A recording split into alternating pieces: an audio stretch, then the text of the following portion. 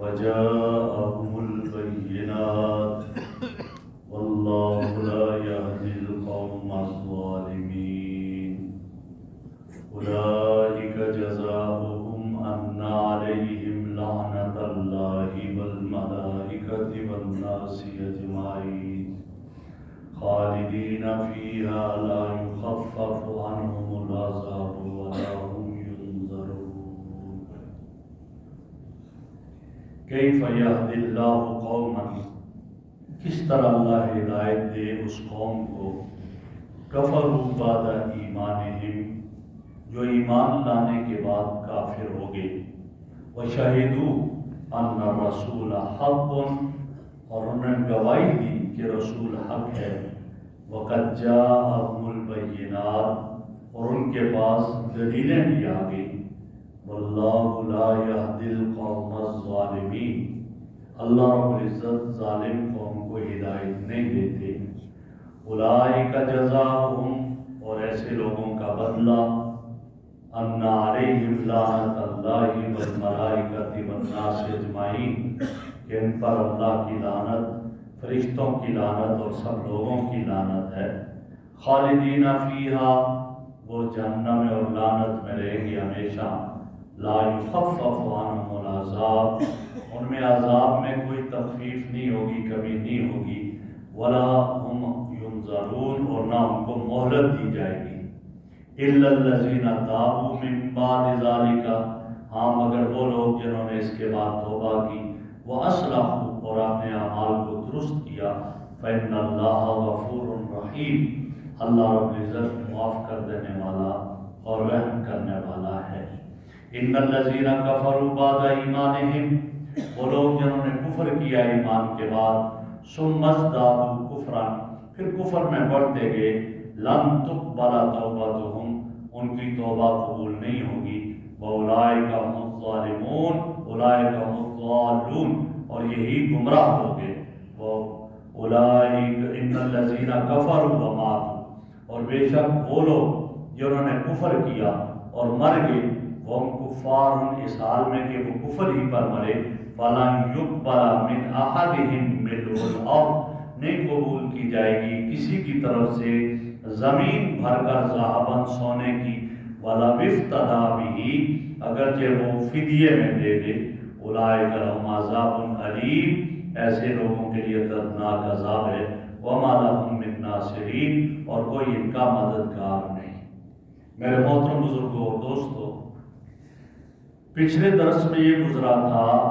کہ اللہ رب العزت کے ہاں اسلام کے سوا کوئی اور دین قابل قبول نہیں ہے اللہ کے اسلام ہی قبول ہے بس اور جو کوئی اسلام کے علاوہ کسی دوسرے دین کا طالب ہوگا اس سے وہ چیز کبھی قبول نہیں کی جائے گی اور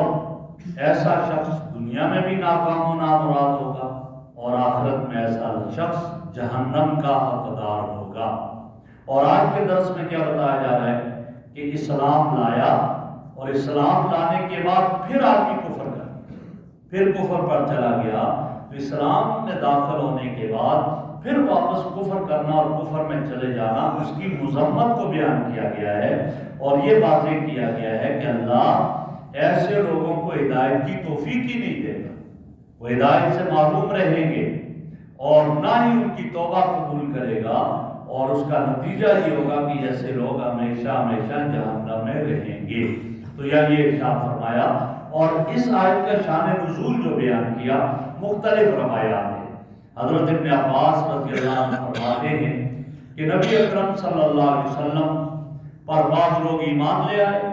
اسلام قبول کیا اور اسلام قبول کرنے کے بعد پھر وہ اسلام سے پھر گئے مرتد ہو گئے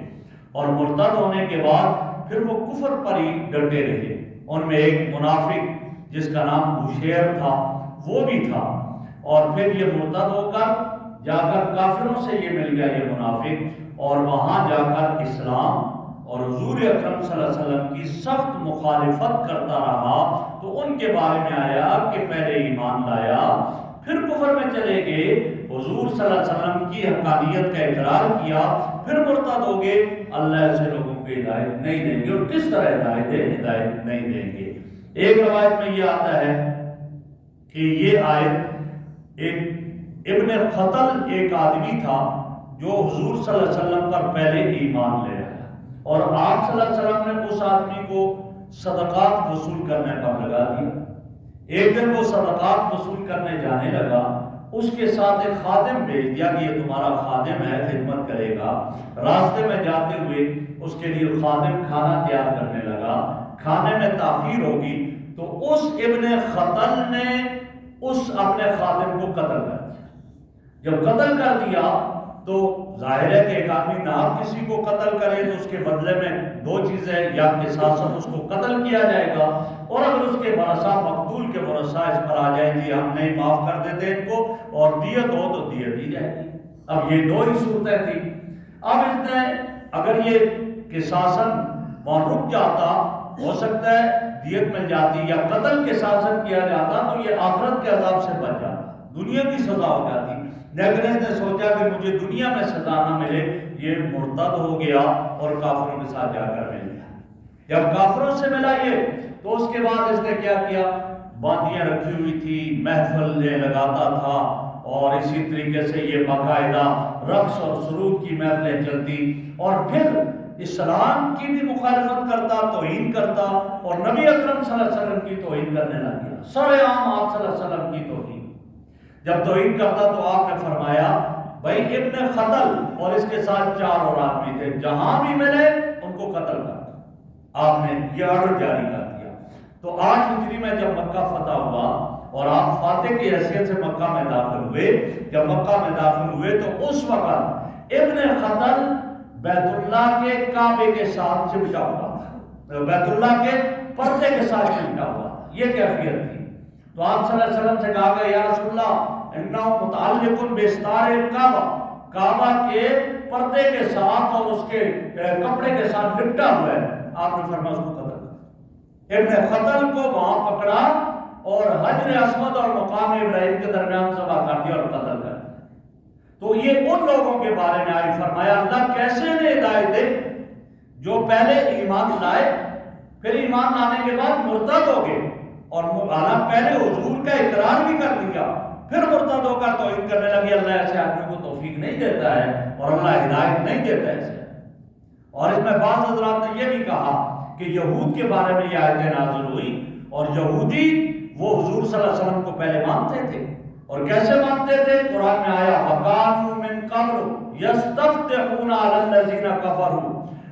کافروں کو کہتے تھے ایک نبی آنے والا ہے اور ہم اس سے مل کر تو ان سے فتح حاصل کر لیتے، کبھی یہ کہتے، اور جب آپ آئے فَلَمَّا جَاءَهُم مَّا عَرَفُوا كَفَرُوا بِهِ، جب آپ آگے جن کو جانتے تھے وہ پھر کفر کیا، فَلَعْنَةُ اللَّهِ عَلَى الْكَافِرِينَ، کافروں پر اللہ کی لعنت۔ تو اب یہ لوگ نشانیاں دیکھی، پہلے والے اگر ہوں تو آپ صلی اللہ علیہ وسلم کے معجزات ان کے سامنے آئے، سب دیکھے۔ یہود اور نصارہ ہیں تو انہوں نے تورات کے اندر آپ صلی اللہ علیہ وسلم کی ساری علامتیں اور نشانیاں دیکھی۔ یہ جاء البینات کا یہ معنی ہے، سب کچھ ہونے کے باوجود انہوں نے نہیں، پھر مرتد ہو گئی یہ جب واللہ لا یہدی القوم الظالمین، اللہ ظالم قوم کو ہدایت نہیں دیتا۔ ہدایت کا تعلق طلب کے ساتھ ہے، جب سچی طلب نہیں ہوگی تو اللہ ہدایت نہیں دے گا، یہاں یہ کہا۔ اور چونکہ ایک آدمی ہدایت کا طلبگار ہی نہیں ہے تو اس کو ہدایت کیسے ملے؟ اب ان کا بدلہ کیا ہے؟ فرمایا اولئک جزاؤہم ان علیہم لعنت اللہ، ان پر لعنت ہے اللہ کی۔ اور لعنت کا معنی کیا ہے؟ اللہ کی رحمت سے دور ہو جانا، اللہ کی رحمت سے بعید ہو جانا، اللہ کی طرف سے پھٹکار ان پر ہو۔ اور فرمایا فرشتوں کی بھی لعنت ہے ان پر، اور سارے لوگوں کی لعنت۔ اور اس کا ثمرہ کیا نکلا؟ خالدین فیہا، ہمیشہ ہمیشہ ان میں رہیں گے، لا یخفف عنہم العذاب، اور جہنم کا عذاب ان میں کم نہیں ہوگا، ولا هم ینظرون، اور نہ انہیں مہلت دی جائے گی۔ ہاں الا الذین تابوا من بعد ذلک، اگر توبہ کی، اصلاح کی، اللہ معاف کرنے والا ہے۔ یہ حضرت ابن عباس رضی اللہ عنہ فرماتے ہیں کہ ایک آدمی تھا جس کا نام حارث ابن سوید تھا۔ حارث ابن سوید جب یہ مرتد ہوا اور کافروں کے ساتھ جا کر مل گیا، کافروں سے ملا، پھر اس کو ندامت اور شرمندگی ہوئی کہ میں نے یہ کیا کر دیا، مجھے ایسا نہیں کرنا چاہیے تھا۔ جب اس کو ندامت اور شرمندگی ہوئی تو اس نے اپنی قوم کی طرف پیغام بھیجا کہ جاؤ ذرا محمد رسول اللہ صلی اللہ علیہ وسلم سے پوچھو حل لی توبہ، کیا میری توبہ قبول ہو سکتی ہے کہ میں اگر واپس آ جاؤں اور توبہ کر لوں قبول ہو سکتی ہے؟ تو گویا کہ ان کے بھائی جلاس کو بھیجا گیا. جب ان کو بھیجا اور جا کر جو ہے وہ مدینہ میں آیا تو آپ صلی اللہ علیہ وسلم نے فرمایا ہاں اس کی توبہ قبول ہو جائے گی، توبہ کرے. تو اس نے توبہ کی، اس کی توبہ قبول ہوگی. لیکن کب کی توبہ؟ ابھی تک نزا کا عالم تعلیم. توبہ اس وقت قبول نہیں ہوتی جب آدمی کی موت کا وقت آ جائے، نزا کا عالم تعلیم ہو جائے. اور حدیث میں آتا ہے نبی اکرم صلی اللہ علیہ وسلم نے ارشاد فرمایا ان اللہ یقبل التوبۃ ما لم یغرر. غرغرہ کی کیفیت جب تک نہ ہو اللہ توبہ قبول کرتے ہیں. غرغرہ کی کیفیت کیا ہے؟ نزا کا عالم طاری ہو گیا،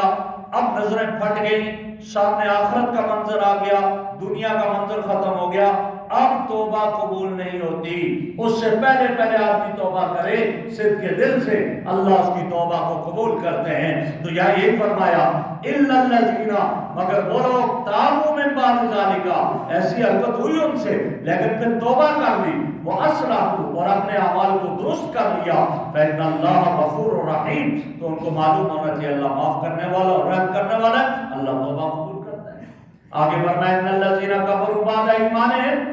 ایک تفسیر یہ کی کہ ایمان لائے پھر کفر کر لیا، پھر کفر میں حد سے آگے بڑھ گئے اور کفر ہی پر مر گئے، تو اولئک هم الضالون، یہ گمراہ لوگ ہیں، ان کی توبہ قبول ہی نہیں ہے، گمراہ ہیں، اللہ توبہ کی توفیق ہی نہیں دے گا ان کو. اگر اللہ نے توبہ قبول کرنی ہوتی تو توبہ کی توفیق دے دے. اور ایک تفسیر اس کی یہ کی ہے، یہ کہا گیا ان الذین کفروا، وہ لوگ جنہوں نے کفر کیا، عیسیٰ علیہ السلام کا انکار کر دیا، یہودیوں نے نہیں مانا، کفر کیا. بعد ایمانہم، ایمان کے بعد، ایمان پہلے موسیٰ پر لے آئے تھے، موسیٰ علیہ السلام پر ایمان لانے کے بعد عیسیٰ علیہ السلام کے انکار کر دیا، ثم ازدادوا کفرا، پھر محمد عربی صلی اللہ علیہ وسلم کے انکار کر کے کفر میں اور آگے بڑھ گئے. جب اور آگے بڑھ گئے لم تقبل توبتہم، تو ان کی توبہ قبول نہیں ہوگی، واولئک هم الظالمون، اور یہ لوگ گمراہ لوگ ہیں. آگے فرمایا ان الذین کفروا وماتوا وهم کفار، مر گئے، کفر کیا، کفر ہی میں مر گئے، ان کی توبہ قبول نہیں ہوگی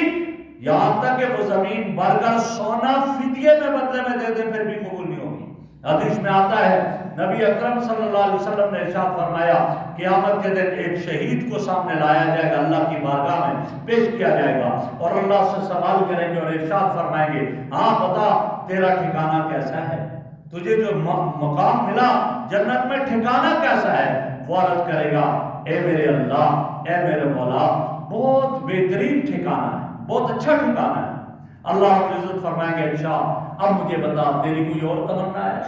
تیری کوئی اور خواہش ہے، ظاہر کر بتا. وہ کہے گا اللہ ایک ہی تمنا ہے،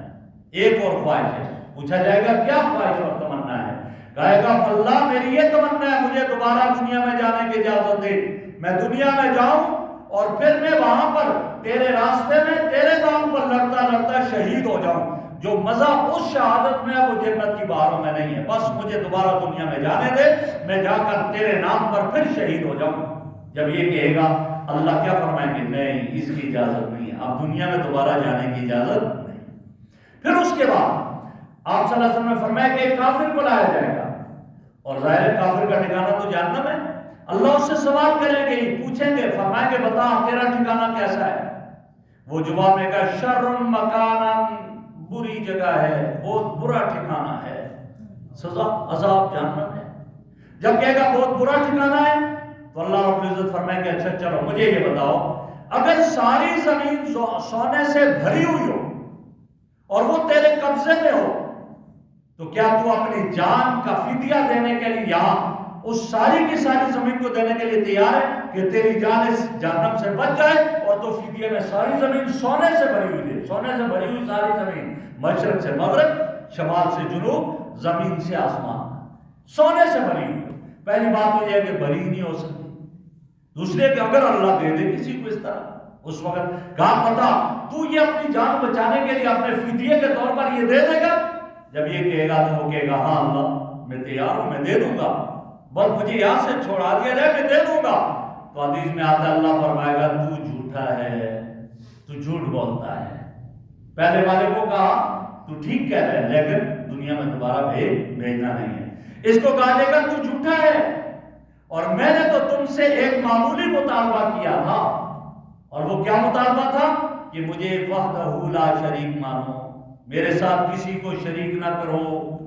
یہ تو کوئی بڑی بات نہیں تھی۔ الست بربکم، تو نے خود وہ اقرار کیا تھا جب میں نے یہ مطالبہ کیا کہ میرے ساتھ کسی کو شریک نہ ٹھہراؤ، اور تم نے تو یہ نہیں مانا اور تم کفر کی طرف چلے گئے، تم نے کفر کا راستہ اختیار کیا۔ آج زمین بھر سونا فدیہ دینا چاہتے ہو، مگر یہ بھی قبول نہیں کیا جائے گا، وہ مایوس ہو جائے گا، یہ کیفیت ہوگی۔ تو اللہ یہاں یہی فرما رہے ہیں، ان الذین کفروا وماتوا، وہ لوگ جنہوں نے کفر کیا اور مر گئے، مرے بھی کس طرح موت آئی، وہم کفار، اس حال میں کہ وہ کفر کے حالت میں مرے، فلن یقبل من احد ملء الارض ذهبا، کسی کی طرف سے زمین بھری ہوئی سونے کی نہیں قبول کی جائے گی، وَلَوِ افْتَدَىٰ، بھی اگر کہ وہ فدیہ کے طور پر دے اور جان چھڑانے کے لیے دے، نہیں قبول کی جائے گی اس دن تو اعمال ہی ہوگے، ایمان ہوگا اور اعمال ہوگا، اصل چیز تو ایمان اور اعمال ہے۔ اور فرمایا یہ لوگ، ان کے لیے دردناک عذاب ہے، اور وہاں کوئی ان کا مددگار بھی نہیں ہوگا، کوئی مدد کرنے والا نہیں ہوگا، وہاں انسان کے کام آنے والے اس کے اعمال اور ایمان کام آنے والا ہے۔ اللہ ہمیں ایمان اور اعمال پر قائم رکھے۔ آج الحمدللہ تیسرا پارہ ہمارا مکمل ہو گیا، اب آئندہ انشاءاللہ چوتھا پارہ شروع ہو جائے گا انشاءاللہ۔